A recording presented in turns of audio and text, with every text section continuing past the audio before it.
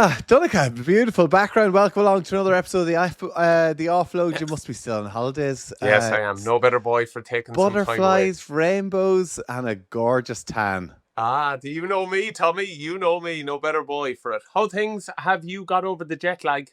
I have. The jet lag's right. I don't know. I find I'm just getting in the way now that I'm at home. I'm trying to take a bit of time off work at the minute.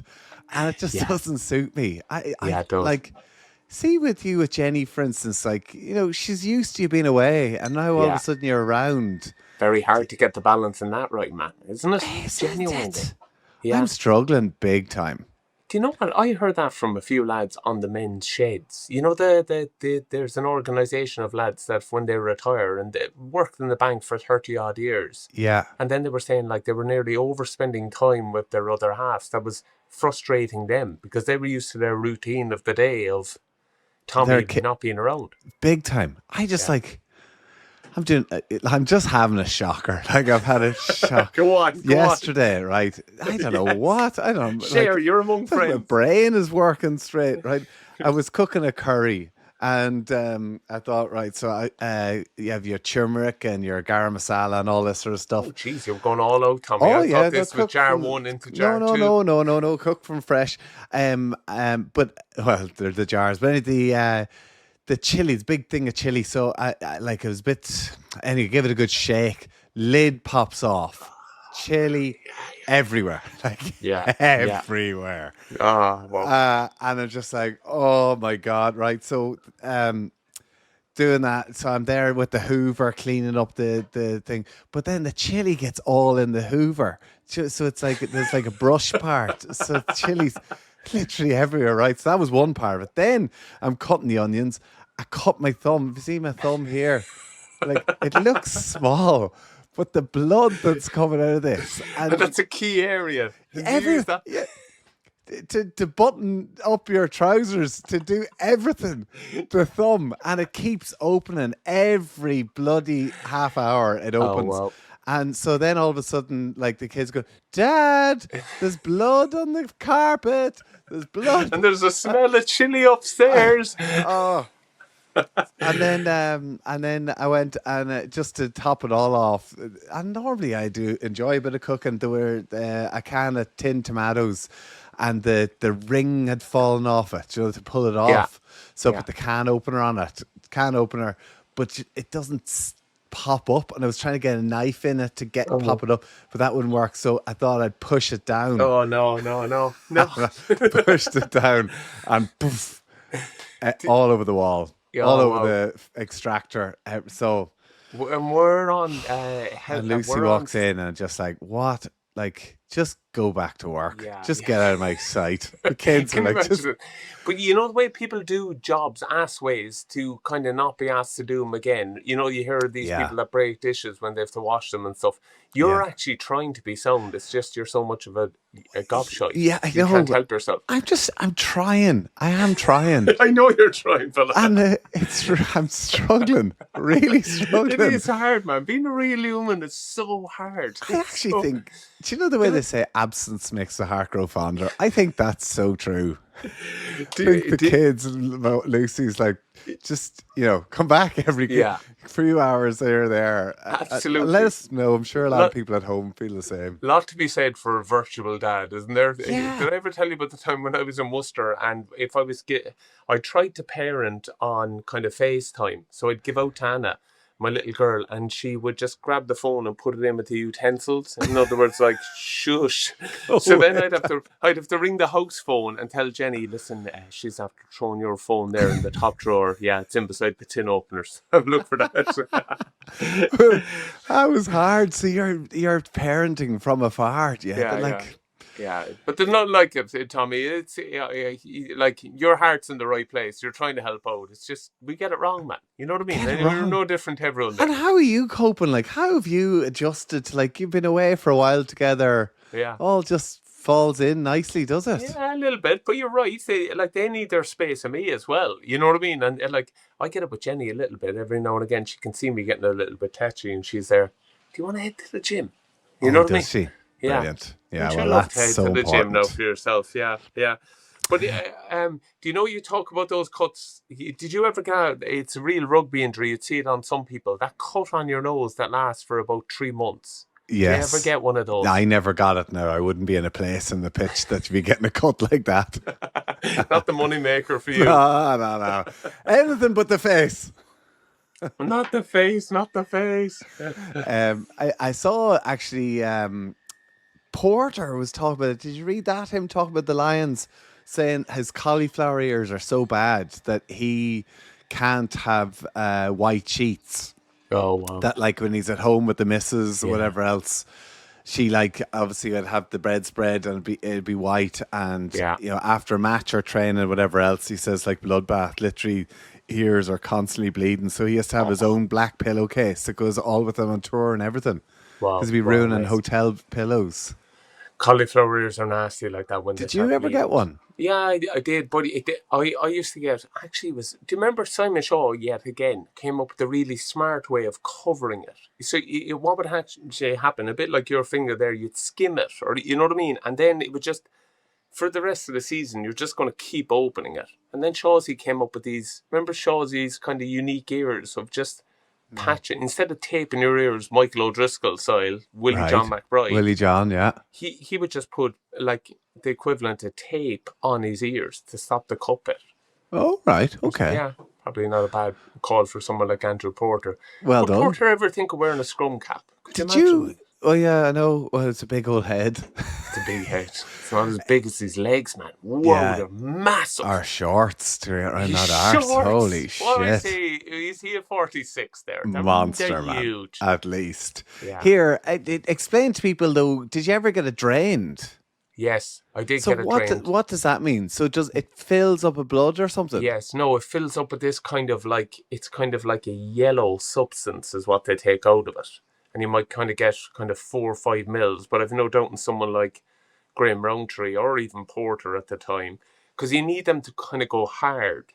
They're really painful when they're soft. Remember we chatted about this before when Marcus Horn had a cauliflower ear and David Wallace flicked it. And they ended up fighting in the schoolyard.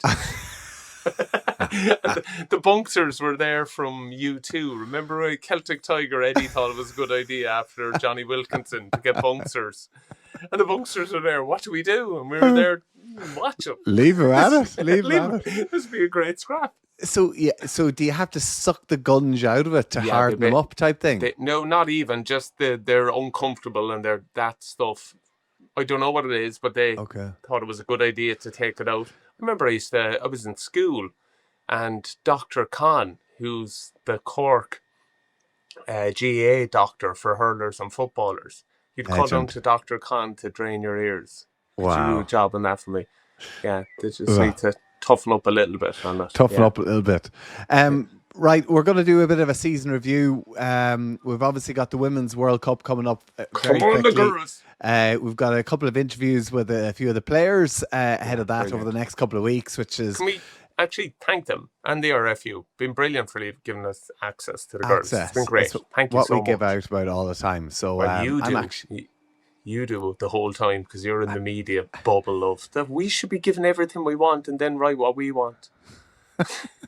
Tommy the trooper for the media. Well, they're actually playing Canada today or tomorrow, and I'm going to be going and seeing them later on this evening and actually having a word with them and stuff too. I'll be bringing out is it okay if I just recite everything Katie Taylor said to the Lions back at them? Hold on, you've been given the honour of giving them their jerseys. Yeah. I don't know whether I should be saying that actually. Maybe no, or maybe not. I'm going to see them anyway later on. Today you're doing it. Yeah. Yeah. Hopefully it's not a surprise and some of them listen to the pod. They were there. Do you know what? I'll get my jersey on my peg tomorrow. I'm all right for seeing Tommy. What a disappointment. They're there like this. Shite. Jeez, I thought they were getting someone half decent. Yeah. You couldn't have got Rico, lads, could you? Next week. I'm sure they'll be honoured, but you know what that's like as well. Have you thought about it? I don't want you to say what you're going to say here, but it does require you to be quite inspirational, which I've no doubt you're capable of. But if you if you do it in the back of an envelope, man, you're goosed. Right. Oh, really? Okay. Oh no, what do you mean? Oh, really? Surely you've thought about what you're going to say to them. Well, I was thinking I could tell them about the chili and the canned Tell me about this. No, I know you've thought about it. Definitely. Oh, yeah, definitely have. If not, right, we'll so spend anyway, 5 minutes after this. Or do you know what? Honestly, we're organising a call with Paulie to get you set. maybe he might come and do it for me. Right, so we're doing a season review quickly as well. Just before what we've we made finish of the on that, season. though, that is an honour. Good on you. It is. I know you'd bring your best for I know them. it is. And against Canada, and then of course the World Cup's going to be kicking off very soon. We were also talking last week about me making a holy show myself over in Australia. Oh, yeah. I haven't done it a couple of times. We asked people to Boweloxed. send in about being Boweloxed or their bonerisms or whatever it is. Easy, no? I don't know.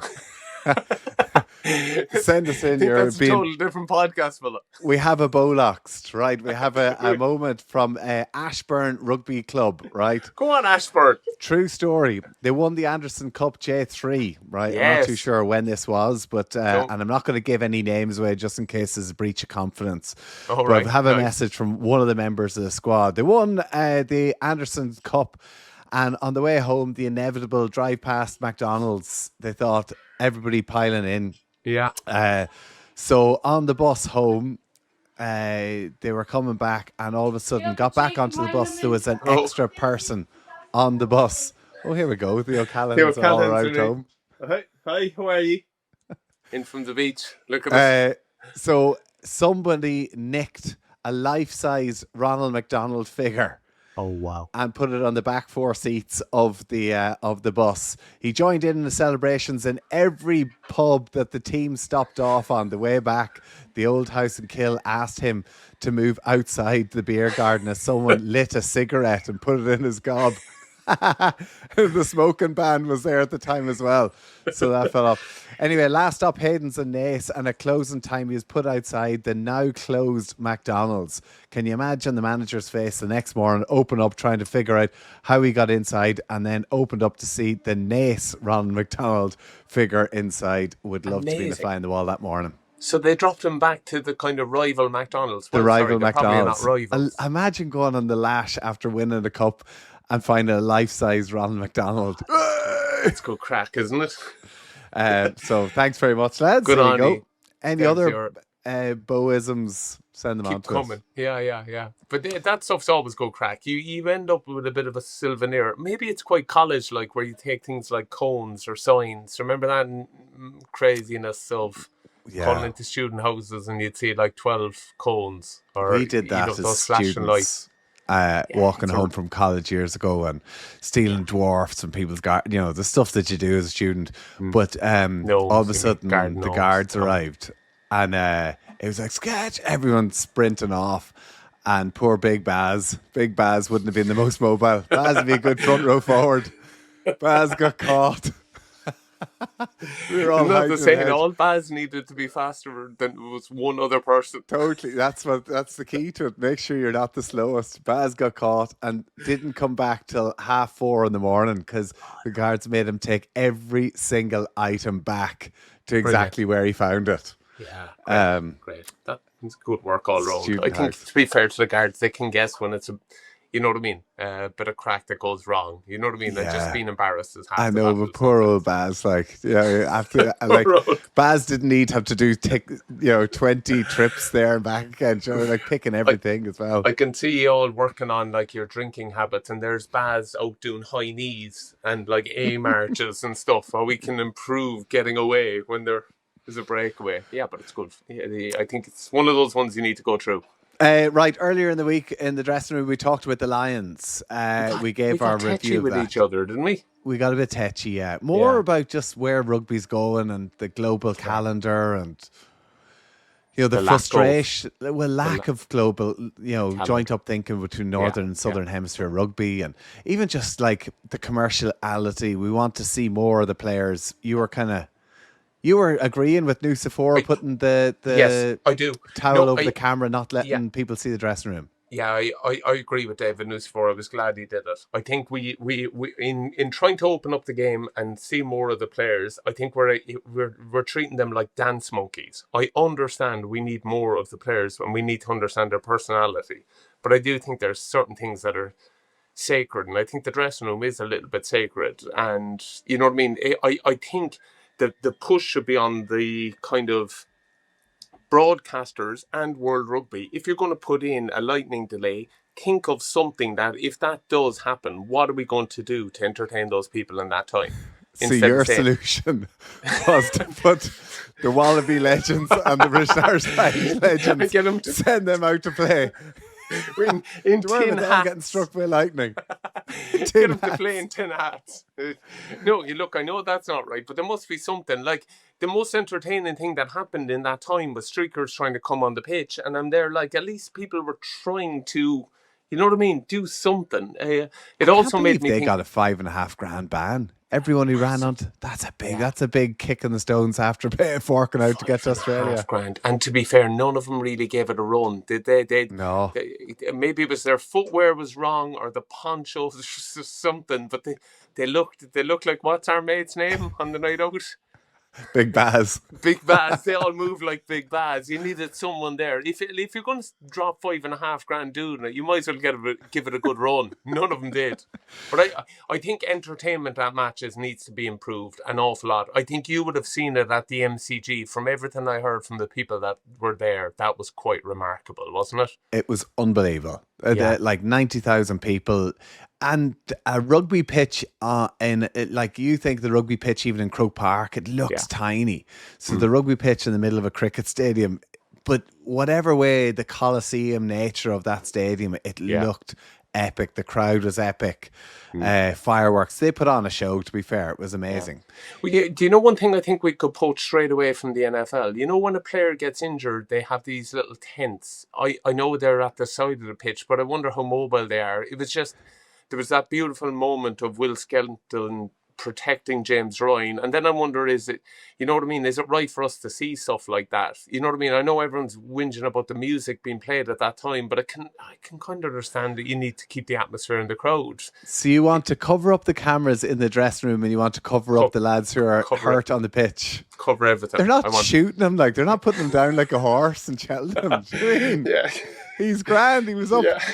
Missing high fives after the match. Oh, he's high five. Oh, did you see that? It's so funny.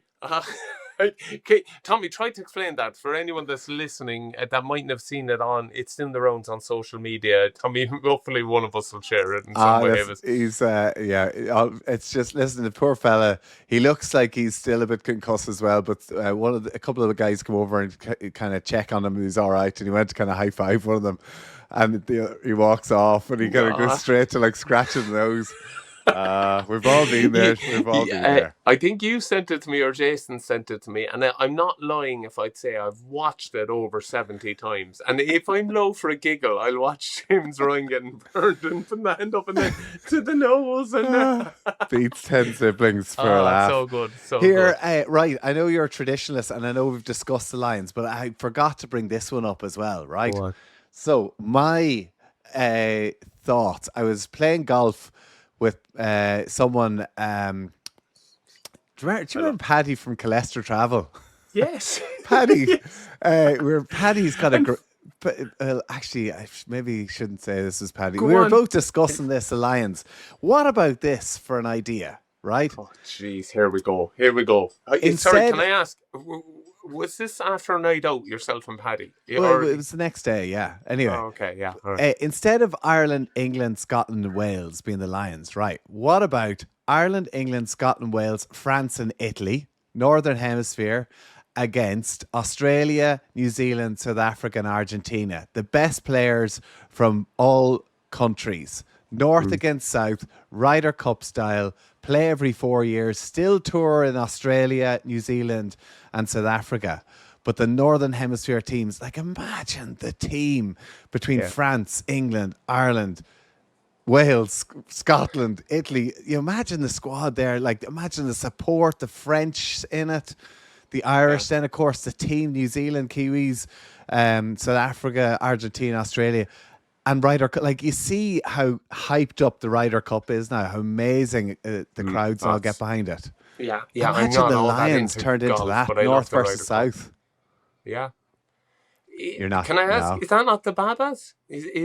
Like No, the Babas is gone. Like the Babas is, as you said before, it's a retirement party. Like, and it's like no, but isn't that what it was? Should we not bring it back to what it was? Like I wonder, in all our efforts to try to evolve and move on, we're actually pissing all over the stuff we have that does exactly that. Like the Babas should be a celebration of all the best players around the world. yeah. And then you get invited to play. It's a special week, and then you put it all on the line. And listen, I know the Lions wouldn't really work. A bit like the Babas is that in the professional games, there's just no space. And it's the history of the Lions, the fact that it's been going since 1888. That's how it's always been the calendar, and that's why we make it work. To try and change it to have a North versus South, I understand. Yeah, it would be difficult to get it off the ground, but can you imagine how good it would be? Oh yeah, I played in one of tour. those. I played in one of those North versus South. Remember with the tsunami? Yeah, they did a kind of relief, a fundraiser, and kind of Clive Woodward looked at it for some players that were probably outside of selection for. So not the best teams. Well, look, he wasn't getting access probably to the likes he'd want, but maybe it was a game for him to see some people. Right. And I played in that game, but it's hard to gel. How did that. She get released? Was that with Worcester you were with at the time? No, I was with Munster at the time. And Eddie the RFU let you go, yeah. Eddie released me, and honestly, Eddie gave me a remit. He was there like, this isn't Babas. He's looking at you for work rate. So like, I remember his line, get lost to the work. You're like, he's there, don't try to grow a leg here and think you're playing a Babas match. This is a test match for you to impress him. So here was me just cranking up rocks. You know what I mean? Did it work? Like, yeah, must have. I went on that tour in 2005. But yeah, so did everyone that had rugby boots in 2005 as well. He brought so many. Okay, right. Well, there's my suggestion. Your suggestion, I think it is actually, cool. I'm putting on Paddy. Yeah, but I think that's the Babas for me, and I worry a little bit about the Babas at the moment. I think we are using it for kind of like this player's on the way out. Like when I played Babas, did you play Babas? Yeah, once. Did you? And it was a bit of a retirement thing as well. Oh right, yeah. Because I remember I had to sign out of my contract, which I remember chatting to the brilliant Gareth Fitzgerald, God rest him, and him kind of like, this is a risk, Donncha. You know what I mean? Right. Like you're signing out of your contract here. I don't think I had to do that, no. Yeah, I had to sign out of my contract to play in it, but it's why the IRFU don't really release players, because exactly they're signing they're not insured in those games. But the Babas obviously have that all stuff covered a bit like the Lions. Yeah, well, you never know until. But then there is honours in the game, and maybe it's not something I would have looked at quite early on. But for me, yeah, that I think. If we go back to traditional, I think everything's there. The Lions is there. The Babas is there. Just get your shit together with a global calendar and we're away. Like, genuinely, it's so frustrating. It's driving me crazy that, our rugby goes on way too long. If you look at the hurling and the football, it was all wrapped up. You know what I mean? The whole sport was finished by the time we finished our season. Rugby's too long now. I can see that. What was that league called? The R360 working because they're talking about playing NFL-style game. Rugby's too long. There's too much of it. It's too saturated and shite. Like, start playing bigger, more meaningful games. Get Europe together. Get the global calendar together and let's rock, man. It's a sport fly because it's brilliant. It really is. Just, I think people, like Tommy, we know now, man, even two of us that love the game, we're tired of it. Yeah. Well, this is, I think people are tired. Hopefully they're not tired listening to us here. Right. Well, I think we do have a season review quickly. That's it very quickly. Wait to sell the season review. Don't watch it. Okay, well let's talk Ireland then, right? We'll go Ireland. We'll go through a few of the provinces, and we'll wrap it up because obviously it's the end of a long season. People are getting fed up with talking rugby. Because still there's holidays, right? Ireland. autumn internationals, there was a bit of doom and gloom. It started off badly. They lost to New Zealand. They got themselves back going again. Won against South Africa. Did they beat South Africa? Didn't they? They beat Australia anyway, and I think they beat South Africa too. The detail. Jason is frantically putting stuff in the bar here, trying to tip us off. But then, of course, you got to Six Nations, and to lose that match at the end against France, it just left a bit of a damp taste, I think, in the mouth. What was your take on it? It was a convincing win for France that day, wasn't it? I suppose the main thing that I took away from South Africa. Yeah, okay, well done, Tommy. The research through the roof. Argentina. It actually felt like being in France and not in Paris for that game. The French kind of took over the Aviva but they dominated from minute 1 to minute 80. It was the most comprehensive win since we probably bopped them a year before it. And you could see they really, even losing DuPont that time, I remember that was honestly for everyone in the stadium. I've never seen the likes of that where both sets of supporters are frustrated that someone's gone off and, you know what I mean, nearly willing him to be okay, you know what I mean, and gutted that they don't get to see him. I think that's a good thing that remains in rugby, that type of respect. But overall, I think third finish in the Six Nations was disappointed. I was frustrated with the two handy enough scores for England at the end, and I just think that shows a little bit of maybe a mental flick off that we probably have, that we need to get better at coming into a World Cup cycle. Now we're in 2 years out from World Cup, and that ruthless edge when we've a team on the rack to finish them. Imagine if we had been able to hold on there and get the result. It was that English match, but it was, as you say, that French win was, it was big win for them. Then, of course, they played against Italy, and Italy ran Ireland close as well. It seemed just like things were tailing off in the wrong direction at the end of that competition. Do you think Andy Farrell will make changes? Like we saw that with the third test. He's very loyal. He doesn't give away easy caps. Obviously, the Portugal and Georgia tour under Paul O'Connell was fairly positive in terms of a lot of young guys putting their hand up. Obviously, the opposition, Georgia, to be fair, are a good opposition, but Ireland really were steamrollered them. Like, do you think, will any new players come in? Do you think even like the likes of Jamie Osborne, do you think it's his turn to maybe step in? But like, where do you go? Do you put him at 12 instead of Aki? Do you think he's on his way out? Do you think Ringrose, like, is he on the, like Tommy O'Brien, another player who's pushing hard for the wing, but then you've got, Lions all over that team. Yeah, very true. But this is the time where there's blood in the water and you get access really early.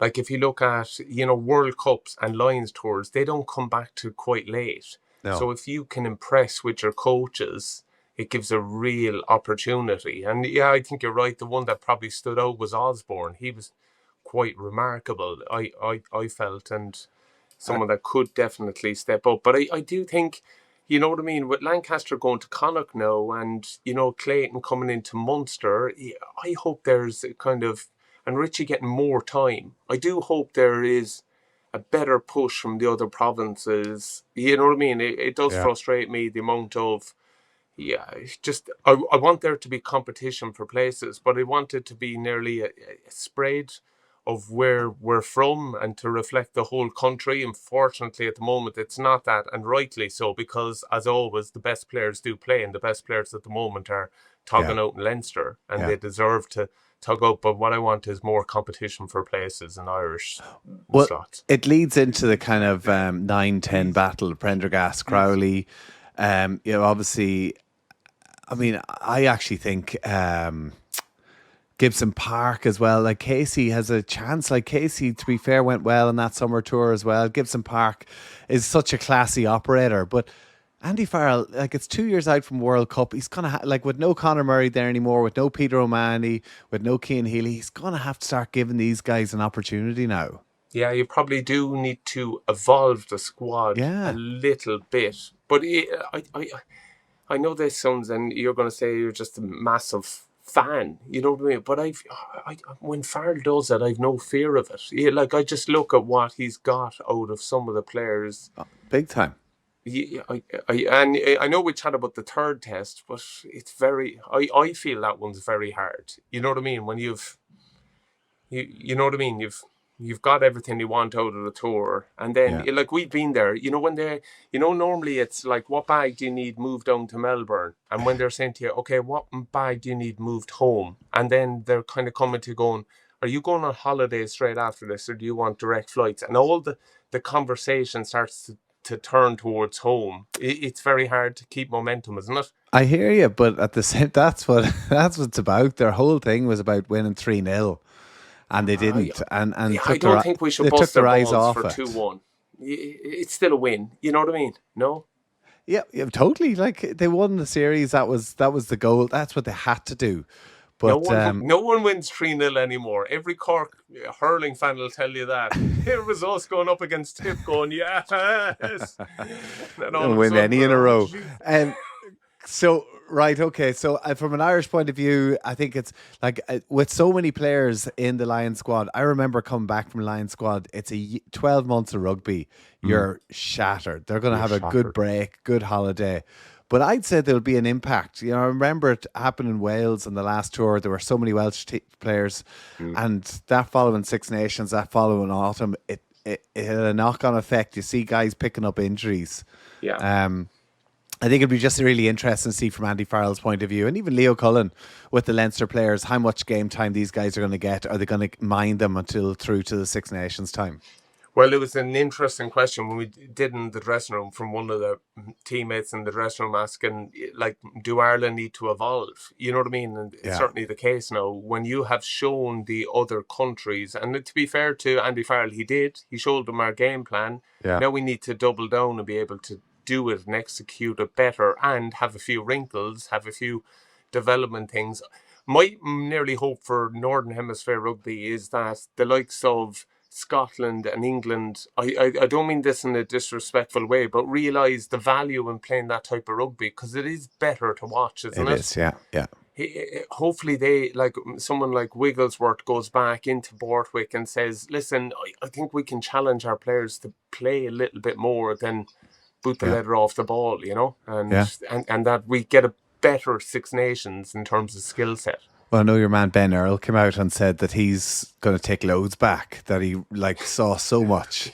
Yeah, but hopefully he's allowed. Like, I suppose Borthwick's looking at that, looking at the Well, lads even that played. club as well. I mean, that's what you want. You want the Lions to be the pinnacle that you're like, shit, there's so much here I've learned. So much, yeah. Like, yeah. and And like the likes of Saracens are going to benefit from that. The likes of, the other countries, the clubs that come in and go, here, this is what we're trying over here. This is just a fresh approach, different way of thinking with things. And I think the main club that should benefit, province, is Leinster on that, shouldn't they? Like, you know There's what I mean? nothing new there. Really.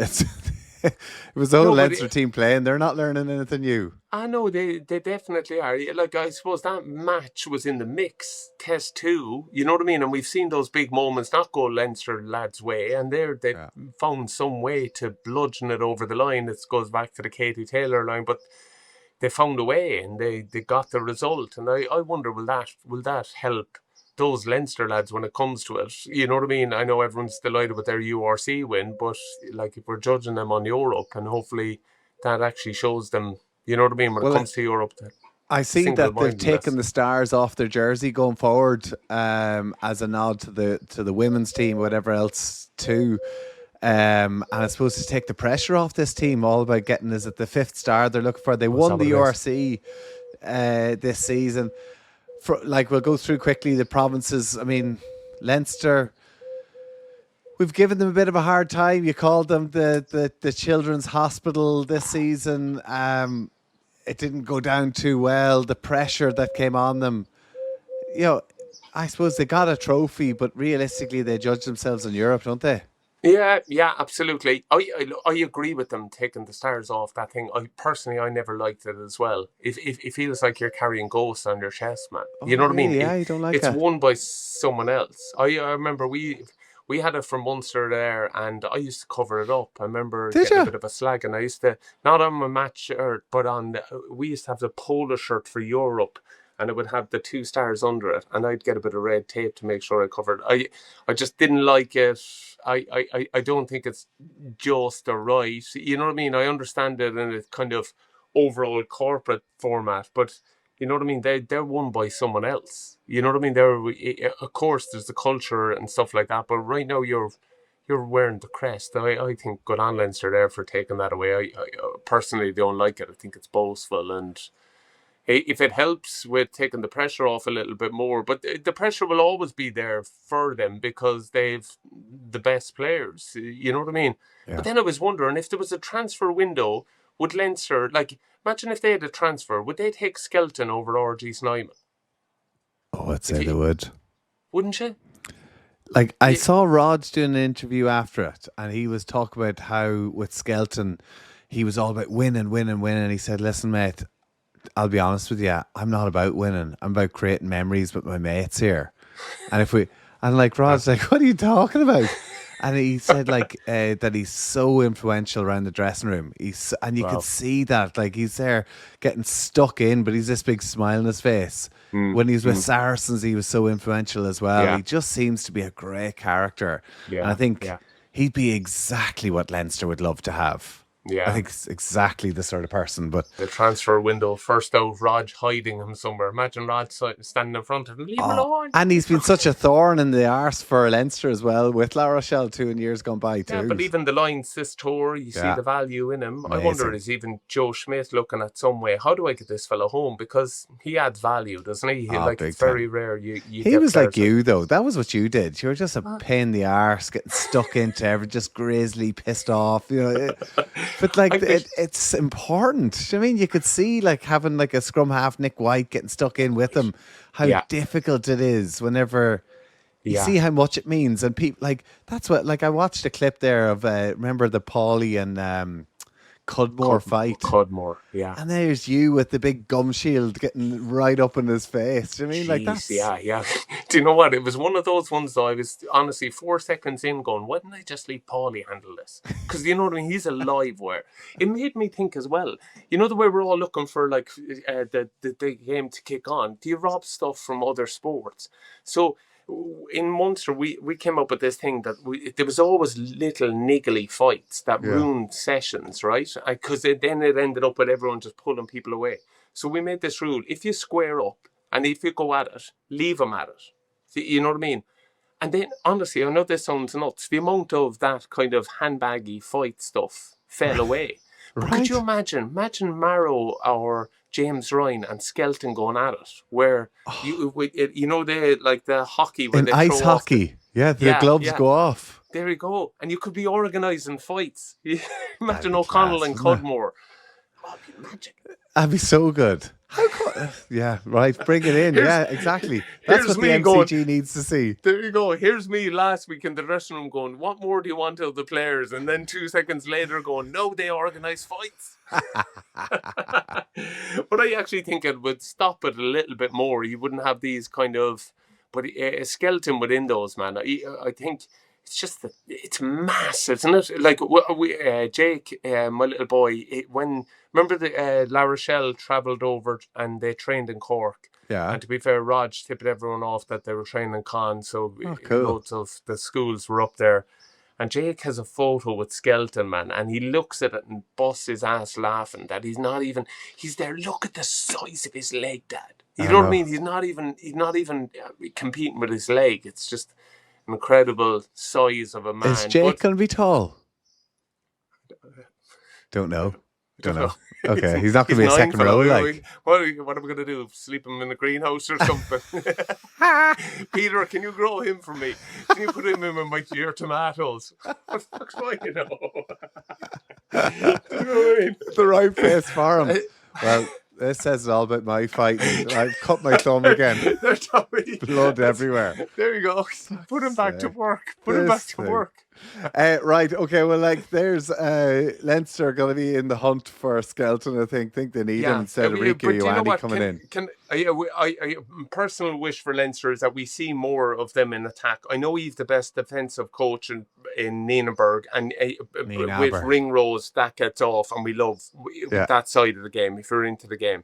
But I think Blendell needs to bring something. I think, you know what I mean, their attack hasn't fired like it should do for the quality of the players they have. And that's my wish for Leinster this year, that we see more of them in attack than just constantly talking about their incredible defence. You win championships from having brilliant defence. You have that, but we need to see more in attack. And I think the pressure should be on Blendell to deliver. You know what I mean? Well, they have the talent there to do it. We see them in the green jersey and the red jersey with Lions. We're not seeing it. And, you know, if he's not cutting the mustard, all of us have Carlos Spencer in Tournure that you could get along for a few sessions. Isn't that ridiculous?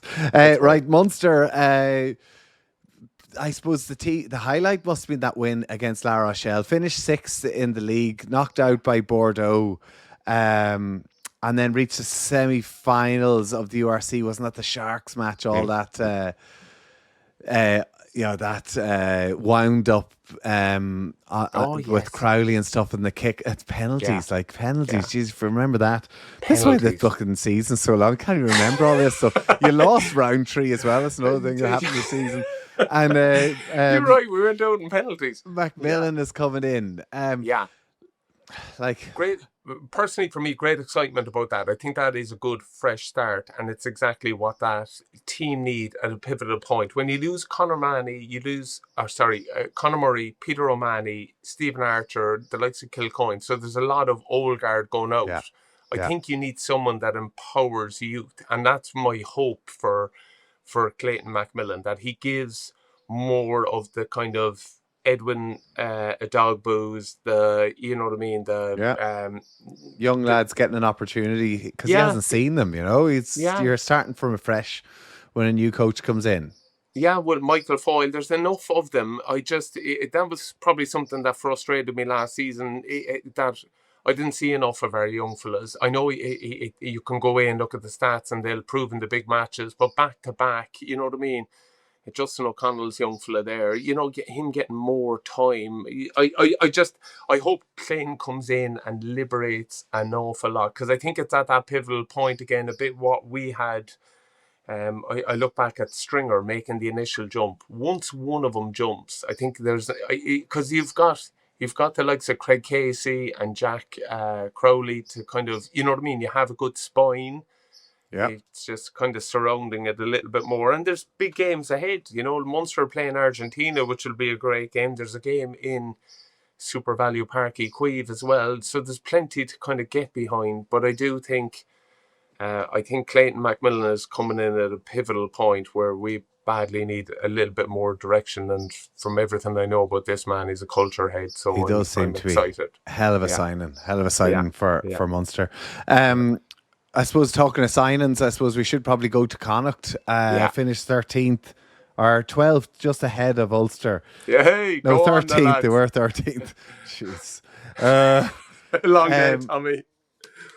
I just say, listen, having a coach with Lancaster's ability coming in, somebody who's a culture mega into it, having the likes of, you know, Mac Hansen coming back. Obviously, he'd be frustrated with the Lions with the injury, but he was playing some great rugby. Bundy Aki there as well.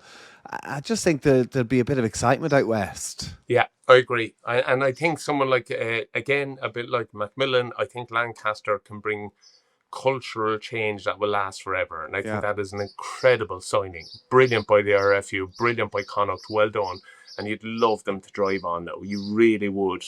And do you know what I hope? I hope he's tough on them. I just feel in pivotal moments, I remember down in the sports ground watching them against, and I know it was a quality Bordeaux team, but fuck it, they brought no fight. You know what I mean? Yeah. And that's what Connacht bring all the time, man. They die with their boots on all the time. And I think that's minimum requirement when we wear a green jersey from that part. And I think Lancaster will have the blend of being able to tap in that for the want kind of battle, but also give them the skill sets. But I actually do think they need someone that's quite tough on them. I think they've been mollycoddled. Is that the word? Mollycoddled, yeah. For long enough.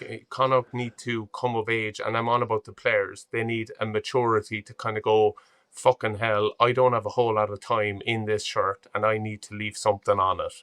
And I need to find a way to get more successful and be ruthless, because I think they have all the parts there to be really, really difficult to beat. And the main one for them is to do incredibly well in the URC. New stadium, you know what I mean? Make that place a fortress, make it horrible to go to, make no one want to be there, and then go on the road and start picking off heads.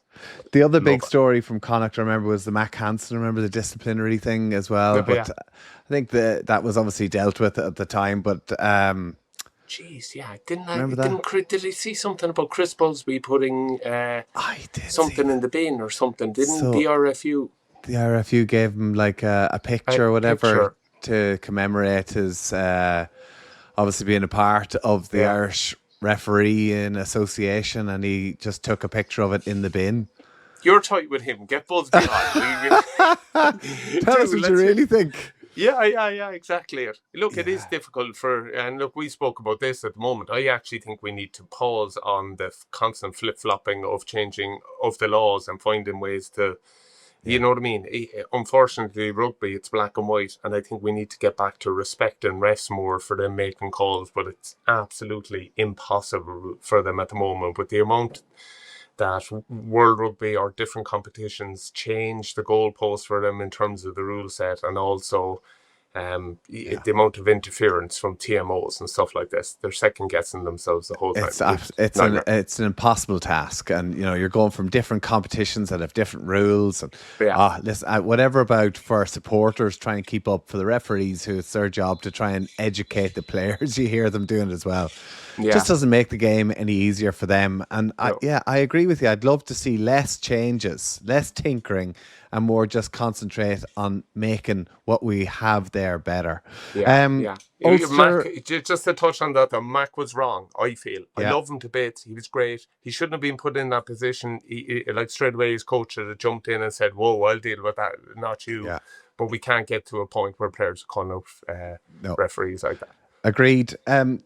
The highlight, I suppose, from Ulster point of view, is your new name. They've also got their new title sponsors and whatever else. But the utterly butterly Ulster, I think, I missed a trick with that one. Yeah, no, not at all. I think they do have a nice sponsor, don't they? Sam, is that what it is? Sam Mouldings, yeah. New title good. Sponsor front of the jersey, looks good. Local business, big business up here, up north as well. So, listen, I think they're having to go back a bit to grassroots a little bit. Affidia Health Insurance, big health, private health organisation as well, has taken over the stadium sponsorship. Okay. Obviously, there was a whole thing with Kingspan, and that has come to an end. Listen, it's just, I suppose, the end of a tricky couple of years with Ulster and different relationships or whatever else. So I hope this is the start of something new, something to be excited about with Ulster. It was a well below par season last year, finishing up 14th. A lot of young players getting an opportunity. It's sad to see like the likes of that McNabney who got called into the Irish setup. I think he's done his ACL. We're going to miss seeing him at the start of the season. There's a couple of other, like Jacob Stockdale, playing brilliantly, went and injured himself again. He's going to be missing out to the start of the season. God love him though, Tommy. He just, honestly, we know it. Backing up injury after injury. Stay strong, Jacob, man. You'll be back there, Big time. 100%. And when he gets the opportunity, he does look so dangerous. Such a threat and such opportunity for him in the green jersey if he can just stay fit. But Richie Murphy's got his work cut out again this season. Augustus, the number 8 from Northampton, is coming in. He's going to be a big ball carrier. But he's been called into the South African squad, so he's going to be missing for the start of the season too, by the looks of things. But just need a bit of go forward. Yeah, well, you've also signed a prop, haven't you? Did you sign one of the Australian? We have Maguire, the Leinster prop, is coming in. Another young guy, great to see it. Like, he's just, he was 3rd, 4th, 5th choice in Leinster. Coming up to Ulster, hopefully going to get a right bit of game time and push himself, into the Irish honours. So, of course, we want to see more and more players not be just content of wearing the Leinster jersey, and if there's an opportunity to try and get some more, like you think of, I don't know, is Harry Byrne, where's he gone to next season? Or Ross Byrne is leaving. Ross Byrne's gone. Harry's stayed there. You've obviously, they've any amount of out halves there, all queuing up waiting to play rugby, where other provinces would be dying to try and get some of those players. Yeah, definitely. I understand it. Look, I see it from both sides. They developed the talent. Their school system developed that handled talent, they go into their incredible academy, and then that kind of feeds them through, and you think that deserves to be rewarded with the best. But if you're just sitting on your ass there and you're not tugging out, man, you know what I mean? I think as a rugby player, you got to question yourself, because I think you know what I mean? It's honestly, Tommy, think of your rugby career, man. It's finite, isn't it? It goes so quick. Everyone tells you in it, you know what I mean? This will be gone like that, and you're there, yeah, whatever. And then it's over. If Andy Farrell or Paul O'Connell are picking players who are 5th or 4th choice in their province ahead of players who are 1st or 2nd in other provinces, what message does that send out? So I think it's actually up to the IRFU. A big thing I want to say, like, okay, we'll round off because, you know. Hold on, just Ulster. What's your hope from this year? Listen, it's going to be another tough season. I think there's a lot of young players are going to get a lot of game time. Richie Murphy, I think, got an awful lot out of them. They just need to try and keep them fit at key areas of the season. Yeah. They're in the Challenge Cup with Connacht. It's an opportunity to try and win some games, get some confidence, and try and push themselves up through the league. But yeah, it's going to be a tough season again.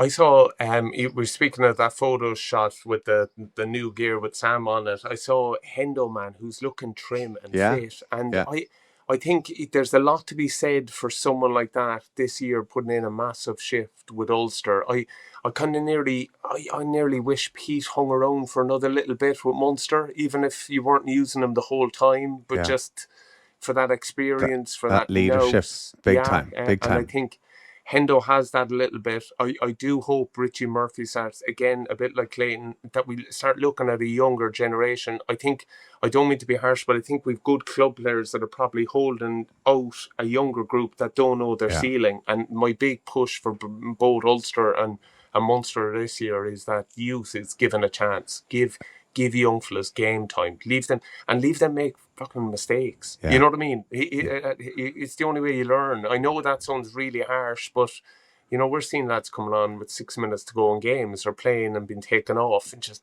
development, especially. And that's what, to be fair, a lot of these Ulster players got this year, is that so many people for years ago, we want to see these young lads coming through schools and getting to represent the province. Well, they're getting their opportunities at the minute, but it's up to them now to take it and to take things to the next level. Great point. I want to finish off just about Andy Farrell. There's talk of him potentially being the next coach for the Lions in 2029. I am not a fan of course you're not. Victor Farrell Meldrew as the Irish head coach being the Lions head coach. And I'm going to say why. I actually think a lot of the other provinces have suffered because of that. Because I think so many of the Irish coaching team were part of that Lions team. They didn't get, they weren't getting around the provinces. They weren't... I think the remit of Johnny Sexton, for instance, now as one of the head coaches within the RFU, he should be up coaching with young Jack Murphy. He should be down coaching with Crowley. He should be there getting around every week. Simon Easterby, Paul O'Connell should be in a different province, helping out, encouraging. And I don't think... and I'm going to say that maybe this year that the reason for that is because they were involved in the Lions. But...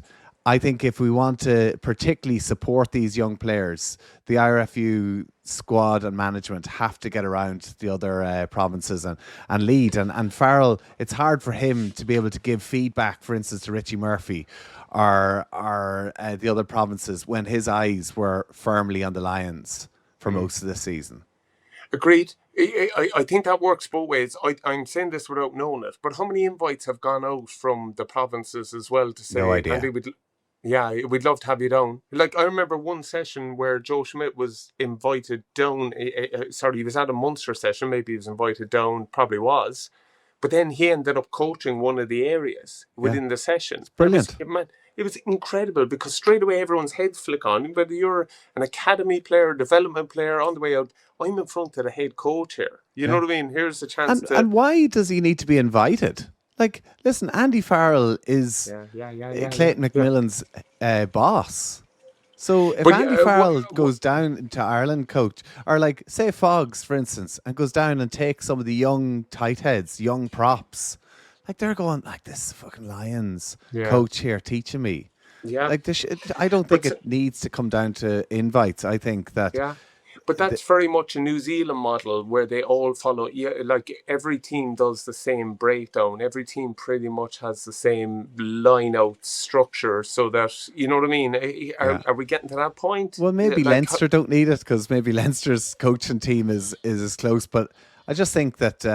But sorry, Tommy, I'm going to be really harsh. Maybe they need it more than anyone. If you look at those big weeks coming into it, like, do you need Andy Farrell in the room just going selection here, fella? You know what I mean? You've got the best player in the world, and you're thinking of leaving him on the bench. Just take a breath here.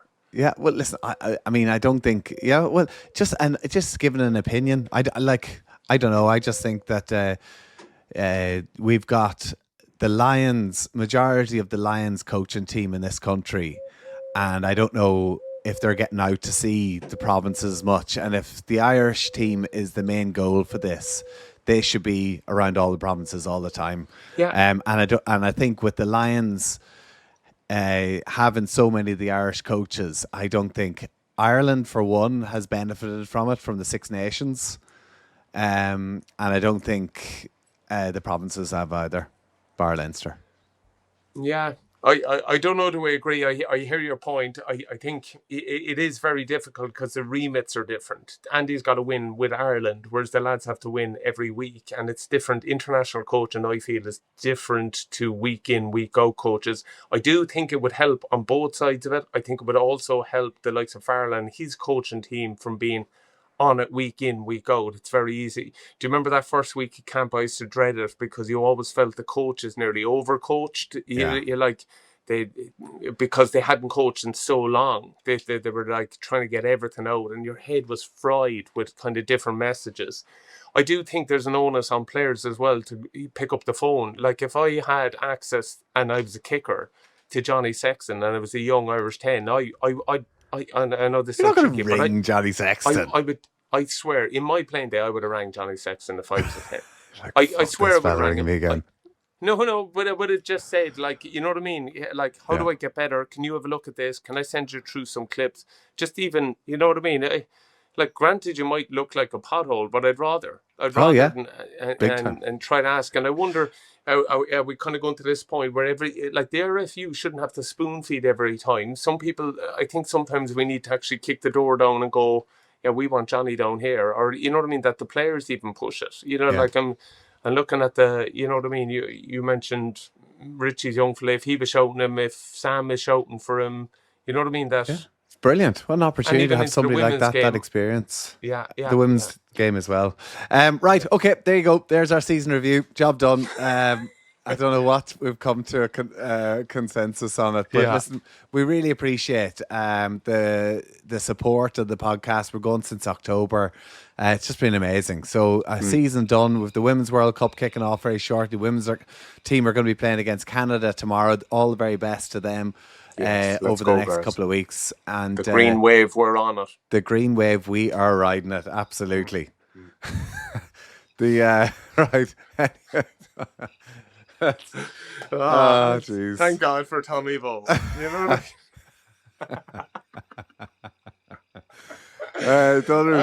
it's hard to get through a day. How long till bedtime, Tommy? Oh my God.